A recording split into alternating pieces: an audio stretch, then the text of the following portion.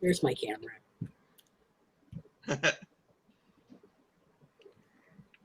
All right. Hello, everybody.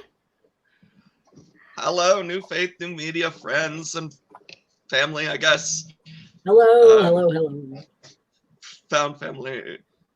I'm Wesley Morrison-Sloat. I am a member of the New Faith, New Media board, and I'm the editor and producer for A Priest and a Pastor Walk into a Movie Theater. And I am now one of the permanent members of the panel for Faith in the Dice. Hey. You're fancy. Passing it to my left. Yeah. Hello, everyone. I am Saint Sparklebear, and I am the host of the new show Breaking Fast with Saint Sparklebear, which premieres next week. And I am super excited to be here. And Wesley, we forgot our question, which was our favorite childhood nerdy movie. So, what was yours? Ooh. Mine is The Fifth Element. So, yes, that's a good one. As you said,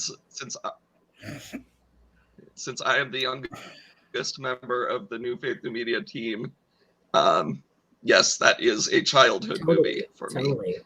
For me, it's Labyrinth and or Dark Crystal. Basically, like anything Jim Henson made affected my life in deep and profound ways, both aesthetically and philosophically. And my pronouns are they, them.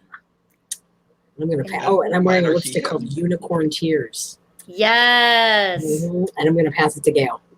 All right. Hey, everybody. I'm Gail. I host Faith in What Resonates, and I'm one of the founding members of the New Faith New Media team. Pronouns are she, her, but like, what? Why? What is that? One days that I believe. And skeptically mystical Unitarian Universalist who is also raised Catholic. And fun fact, my favorite movie growing up was The Hunchback of Notre Dame, the Disney musical. Yeah. I was like deep obsessed with it, and now that I'm like older, I'm like, oh no, this was really dark in places, wasn't it? Well, you're really dark in places, and that's why we love you. It's okay. You gotta go to them dark places. That's where the light shines, or whatever. Hey, Leonard Cohen. Precisely. That's where we put the gold leaf. Yes. Mm-hmm. So we're here. And we're going to talk about these new shows that we're launching starting next week. So if you are watching, please say hi in the comments so that we know that you are here. And if you have any questions about these shows while we talk about them, that'd be great. And if you're watching the replay, be like, hey, replay, I'm also very excited about this.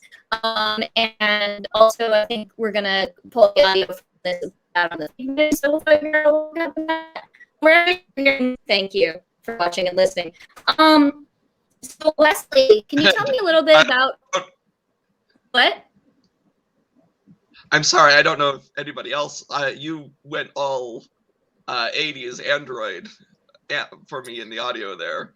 Sorry. Oh, yeah, no. You were in the Matrix. You were in the Matrix. Oh no! What did you miss? From what I said in the Matrix? I'm just sorry. Like the whole thing. There was something about you were the chosen one, and God. Well, this will be really fun for whatever audio ends up actually coming out. So yeah, I guess let me know if it sounds like I'm in the Matrix. What you guys heard out there in the snare world. Anyway, yeah. So and Michelle from A Priest and a Pastor did just say that it garbled up for her too. Sorry. Okay. Anyway, so all right. So we'll say that's the way it goes in showbiz. Let's say that. Yes.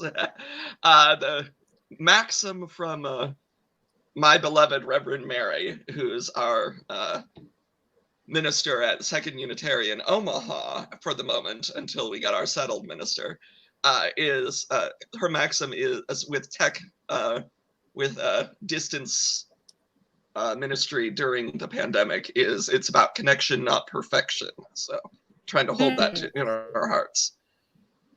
All right, so Ask your question again, Gail.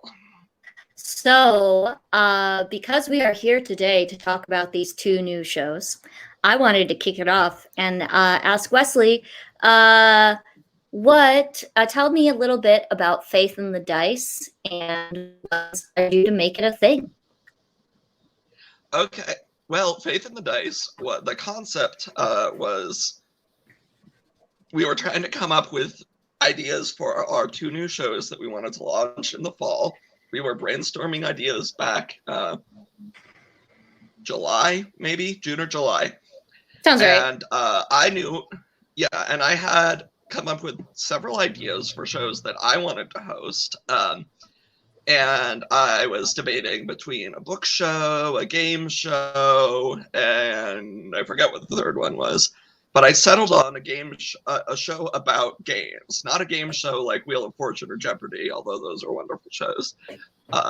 May Alex Trebek rest in power.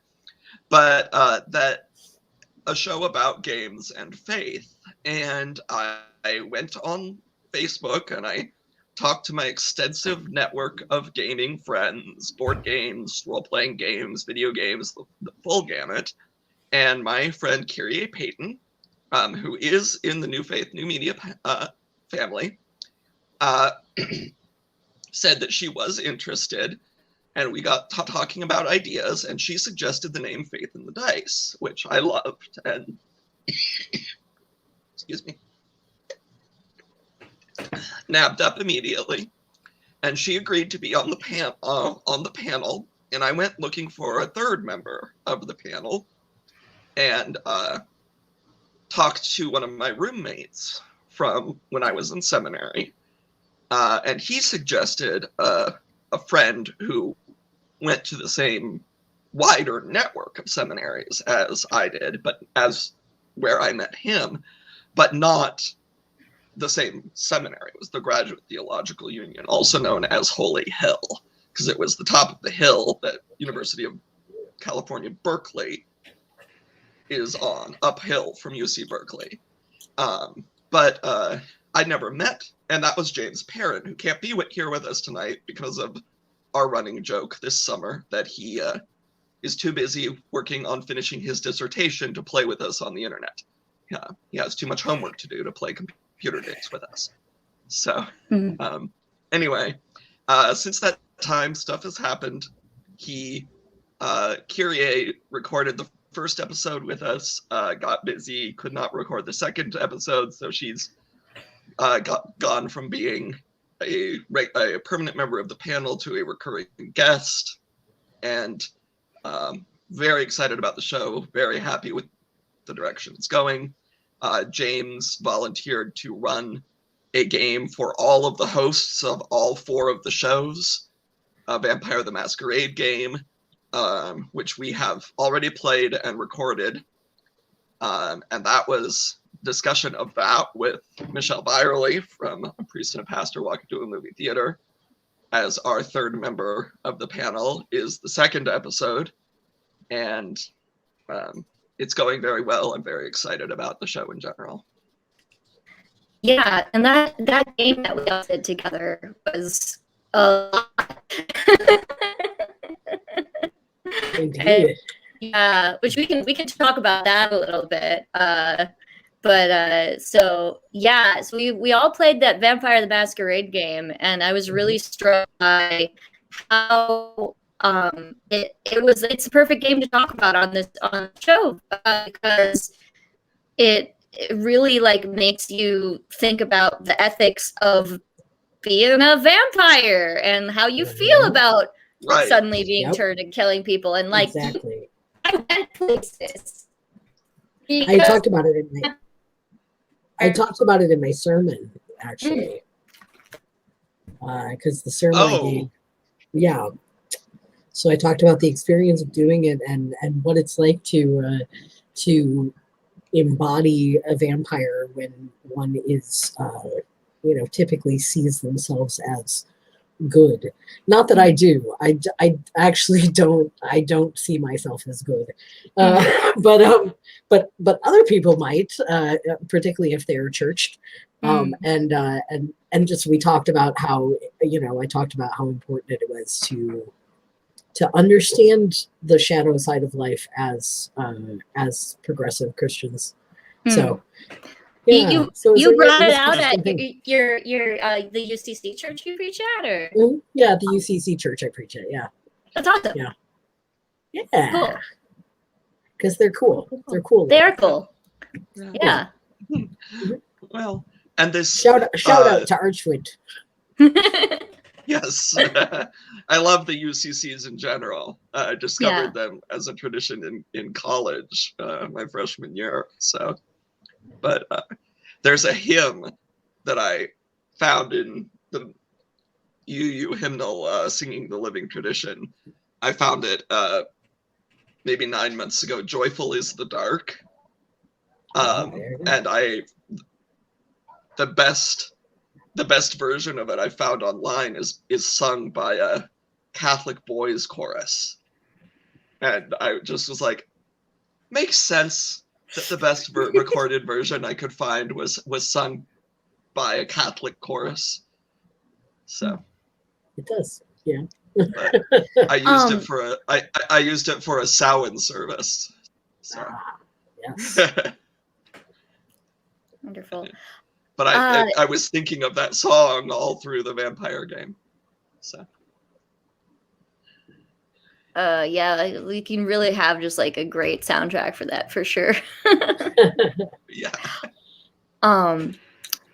And I want to, and if anyone has any questions about the show or any games that you think that the panelists should cover, you can absolutely say something in the comments and let us know.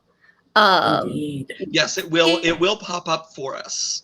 Yes, and it'll be right there. It'll be right there.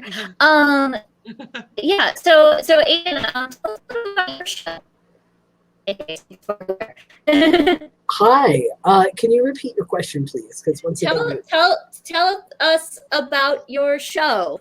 My show. Oh yes. So my show it's called Breaking Fast with Saint Sparklebear, and I have had the idea for this podcast for at least 5 or 6 years, and then Gail and I were actually was the first guest on Gail's podcast, Faith and What Resonates, and from there, New Faith, New Media was like, hey, you want to do a podcast? I was like, as a matter of fact, I do want to do a podcast. And so that's how that happened. The podcast itself it was originally supposed to be called Breaking Bread, which was a sort of a spoof on Breaking Bad, because indeed I used to be like a straight-laced, ordained, regular old minister, and then I left institutional religion pretty much entirely, except for the people that I preach for, because they pay me money and capitalism is a thing. So but for the most part, I have indeed left institutional religion, gone on my own path, which is a chaotic, mystical, magical kind of path, and that is the approach from which I come for this podcast. Is a very eclectic, sort of the universe in process kind of a thing. What the podcast is about is food.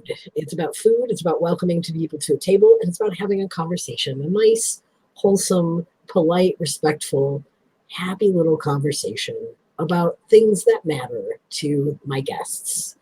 And so I'm going to have guests from a variety of different backgrounds, a variety of different disciplines, and we are just going to talk about the things that matter to them. We're going to talk about their faith background, and we're going to, feel good, and also get a recipe. Like every time, we're going to have a new dish. So it's very exciting. My first few episodes. So the first episode is going to be with my friend Carly Newman, who is a multimedia artist in Chicago and a totally amazing human being. And that is going to be premiering next week, right, guys? Yeah. Y'all? Yes. Fantastic. Yeah, so it's going to be premiering next week. On Fridays. Well, that'll be such a surprise for Carly. So I talked to Carly, And we had a really great conversation, and we ate artichokes and salmon, and we had like a really truly amazing cocktail. And there will be photos and everything on my Instagram. I might even be like putting some things on TikTok of me cooking and stuff like that. So like, yeah, I'm really excited, and I can't wait to have everybody tell me what they think. And it's just an exciting thing. So breaking fast. And I listened to that episode, at least the first draft of it, this just a couple hours ago while I was working on the logo for Saint Sparklebear. Yeah. And it was fascinating to listen to. And also, I'm a fellow artichoke lover. So yes, right? Artichokes are just a wonderful vegetable to eat and to talk about. And not only that, but the conversation is itself like an artichoke. Which was really the exciting part. As you peel in, it gets messier, but also more and more delicious. Precisely. And that is the conversation. And that's going to be all the conversations. And then the second episode or third or whatever, I there's one with my friend Jam, who's also an artist, who's also amazing. We talk about neurodiversity. We talk about nature, preservation, as well as education. Lots of cool, interesting stuff. And then we're going to have the episode with me where you get to hear all about my story. And I'm going to make oatmeal, and everybody can make their own oatmeal however they like it. It's warm and comforting. It is oatmeal. And that's going to be that episode. So yeah, I'm super excited about it. Yeah, I'm so excited. Like, I listened to the first episode today as well, and it was such a good conversation. And it's Carly's so cool. Yeah. Carly is so cool. Also, Carly, I'm gonna follow you, and I kind of want those they talk. You'll when you hear the episode, you will understand this, listeners. But there's a very important conversation about earplug earrings, and I feel seen, and I want them. And you can get them. Just go to Postmodernism 69. Nice. Etsy.com. Nice. Yeah, exactly. So, but yeah, I'm excited. I'm excited. I get. There's a specific term for it where you will be able sensory overload, but also where you can identify the person walking up the stairs 2 flights down by their gait, but then you can't understand the person standing in front of you talking to you because they're talking too quietly. But anyway, I was like, I wish I hadn't let the piercings in my ear grow shut so that I could still use those. Honestly, everybody needs a pair if you can. Yeah. So because now I just use my earbuds, and somehow that seems ruder. Exactly. Like, I'm sorry. I just need to not hear the world right now. Right. The performative quality of just being like, I'm wearing these earrings. They have earbuds. Yeah. I'm just gonna plop them in my ears. Can't hear a thing. It's fantastic. Yeah. Yes. So cool stuff. It's so what I love about the podcast so far, if I may talk for do it more seconds. Cool. So what I really love about the podcast so far is that my intention, of course, originally was to do a spirituality podcast, because New Faith, New Media is about faith, right? But what I'm finding when I talk to people is that spirituality or meaning or sacredness has so many different meanings to so many different people, and it's a quality of experience and of life rather than a set of rules or something like that. Anyway, it's been really remarkable so far, sort of in that regard. I've surprised myself even. So yeah. Yeah, and I love that you. I love that you say that because I was listening to your show and I was like, our podcasts are siblings. Like, they do. They belong to the same network, right? Yeah, they are. But but also.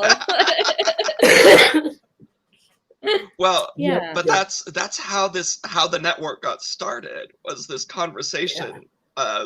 Started between Michelle and Andrew and I, and then we brought Gail in, that that so much of the modern conversation about faith is that dominated by evangelical Christians and fundamentalists of all faiths, decrying the fact that people are walking away from religion and abandoning religion, but that's not true. Faith suffuses every aspect of life, especially modern life, and it's just that as life changes, the conversation about faith has to change. And when the old guard doesn't let the conversation change, then of course they're going to see it as people moving away from faith. And Wesley, that's very sad for them. The old guard is not letting any conversation change. They're having trouble letting go of all of the conversations. Mm-hmm. Right. And like just because I love my smartphone and love my Kindle doesn't mean that I don't also have 3 legal pads full of scribblings and stacks and stacks of index cards all over my desk. But we also need to talk about the smartphone and the Kindle, which means that we also need to have conversations about movies and games and music and cooking and how faith suffuses all of these things. Yeah.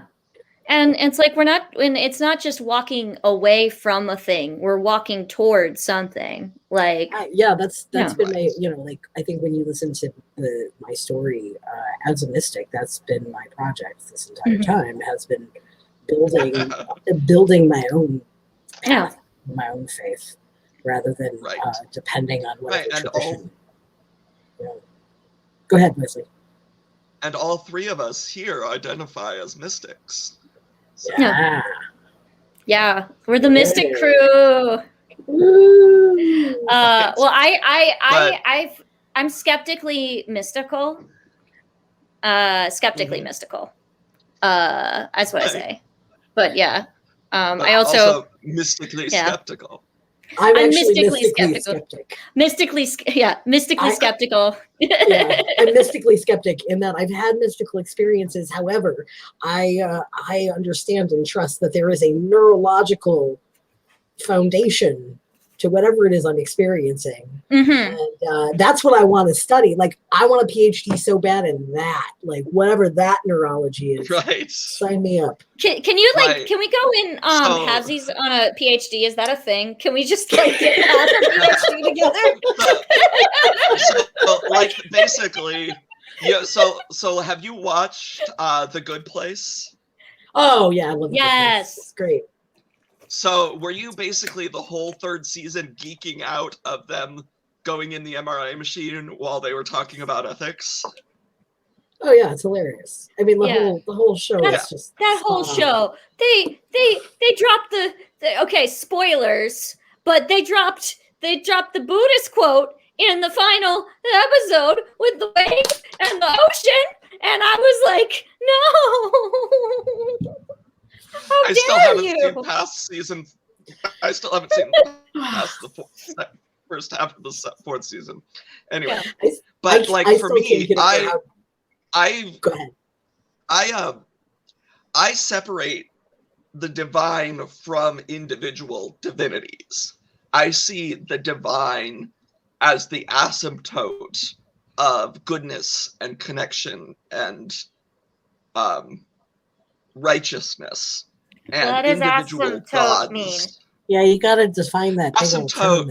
All right, so asymptote is a mathematical concept of a limit that something that forms and functions draw ever closer to but never reach. Oh, okay. It's that curve with the thing is going, and then you calculate for infinity, and it's going up like that, and like this. Right. So the dotted line and it infinites forever. Yeah. Yeah. Right. So the dotted line that the curve gets closer and closer and closest to but never touches, that dotted line is the asymptote. So for me, that dotted line is divinity. And individual gods and prophets and figures can be more divine, can be closer to the asymptote, but they aren't themselves divinity. And for me, as a humanist, I am most concerned with the divinity in humans. I'm also a huge space and science geek, so I also acknowledge the possibility, even the probability, that there are other intelligent races that we may someday meet. Not likely in our lifetimes, but I think that SETI, the search for extraterrestrial intelligence, we're surrounded by intelligent life. Mm. The animals on our Earth with but the search, right? But also, I think that the search for extraterrestrial life intelligence, SETI, is in fact a good use of money. Oh yeah, yeah, undoubtedly. But yeah. So when I say I'm a mystic humanist, I have these mystical experiences where I find myself especially close to the divine by interacting with people. So dig it. Like one that I cite a lot is this essay written on Tumblr by one of my favorite Tumblr people, whose handle is the bacon sandwich of regret, where she's writing about the Curiosity rover. Okay. And she's writing about the fact that the NASA scientists taught it to sing happy birthday to itself on the anniversary of it landing on Mars. That is the saddest thing. No, I heard this, and this makes me so, it hurts me in a deep existential place. It's so sad. But Go on. But I'm paraphrasing here because I don't remember it exactly. But she's saying it's not sad. What she says is, we built a robot and threw it into the stars to a place we cannot go yet. And we named it Curiosity because that is our nature. And just because we could, we taught it to sing. And that isn't sad. That is wonderful. Oh yeah, that is wonderful. God dang. That is pretty great. Well, yeah, we do good stuff sometimes. Yeah. Curiosity is what it's all about. Right. And then the fact that the next rover was named Perseverance, and it was named from an essay contest. And the kid won the essay because he said all of the Mars rovers from NASA have been named based on the best aspects of humanity. Aww, and even talking about it now, I'm having ASMR. I'm having the tinglies because that's like that is a humanist. And forgetting the word that we've been talking about for the past 5 minutes. Mystical moment. Yes. Mysticism. That at least he didn't name it Bodie McBoatface. You know, like they did with the boat. Yeah. Like Perseverance is definitely better in that regard. I mean, that represents human joy. That's human absurdity and silliness at its best. And I support that as well. But perhaps not on Mars. You know? So there shall be no silliness on Mars. No silliness on Mars. Nobody can sing the song about the water buffalo. Happy birthday was. No silliness. I think that may be the first Veggie Tales reference in New Faith, New Media. Oh no! Yes. I didn't realize it. I never watched Veggie Tales, so there shall be more. Yeah, I loved Veggie Tales. Speaking of absurdity and the use of absurdity to like impart, you know, like spiritual truth. Veggie Tales is one of those things, regardless, even though it's made by evangelicals, it's still A+ in my brain, you know? So yeah. Veggie Tales. Well, I think it was influenced by evangelicals and by evangelical relatives of the people making it, but the people themselves making it weren't themselves quite in that camp.